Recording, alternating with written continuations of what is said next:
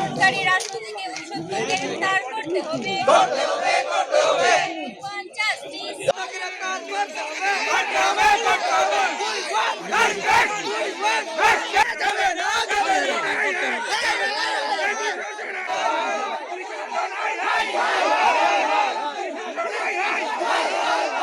50 প্রচার করব না, করব না, করব না।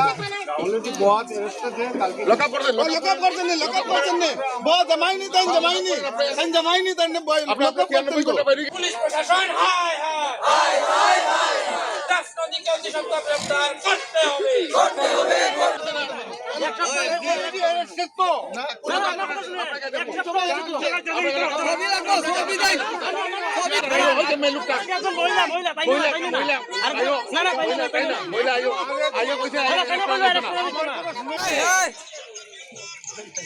পুলিশ প্রশাসন হায় হায় হায় হায় হায় 4-5 দিন নিয়ে গেলে কোনো অপরাধী কোনো ঘুষপাতা নেই, পুলিশ প্রশাসন জবাব দেয়।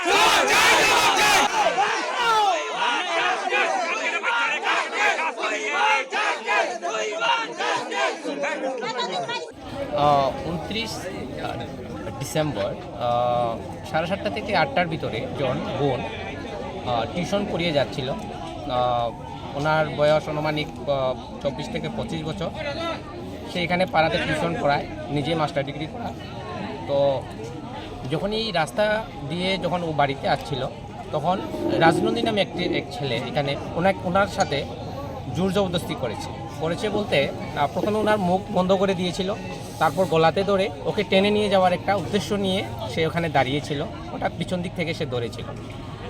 যখনই সে তার হাত থেকে ছোটার জন্য চেষ্টা করে, তখন সে দৌড়ে যখন বাড়ির দিকে যায়, তখন বাড়িতে মা বোন বের হয়ে তাকে সুরক্ষা করার জন্য, তাকে ঘরে নিয়ে আসার জন্য চেষ্টা করে। তখন তারা রাজনন্দীর চেহারাটা দেখেছিল যে ছেলেটা এটাই ছিল। তারপর ওই দিন রাত্রেই থানার মধ্যে চোরাইবাড়ি থানার মধ্যে এলাকাবাসীরা এফআইআর করেছিল। তো এফআইআরের কাগজটা ওইখানে টেবিলেই ছিল, দেওয়া হয়েছিল। পুলিশ যে ইনচার্জ ছিল উনি রিসিভ করেছিলেন, কিন্তু পরবর্তীতে আমরা খবর পেলাম যে ওই এফআইআরটা নাকি টেবিলেই আছে। তারপর আমরা আবার থানাতে গেলাম, পুলিশ প্রশাসনের সঙ্গে আমরা কথোপকথনের মাধ্যমে তারপর পুলিশ প্রশাসনকে আমরা জোর দিয়ে বললাম যে ওনাকে এফআইআর রেজিস্টার করতে হবে বা কেস রেজিস্টার করতে হবে। তো এরকমের যখন পদক্ষেপ আমরা নেওয়ার জন্য প্রস্তুত হলাম, তখন পুলিশ প্রশাসন বাধ্য হয়ে এই কেস রেজিস্টার করে বা এটার উপরে অ্যাকশন নেওয়ার তারা আশ্বাস দেয়। আজকে জানুয়ারি 3 তারিখ, দেখুন এখনও অপরাধী কোনো খুশপাত্তা নেই, এখনও অপরাধী গ্রেপ্তার হয়নি। এই রাজনন্দী ছেলেটাকে কেউ এখনও গ্রেপ্তার করেনি, পুলিশ এখনও গ্রেপ্তার করেনি।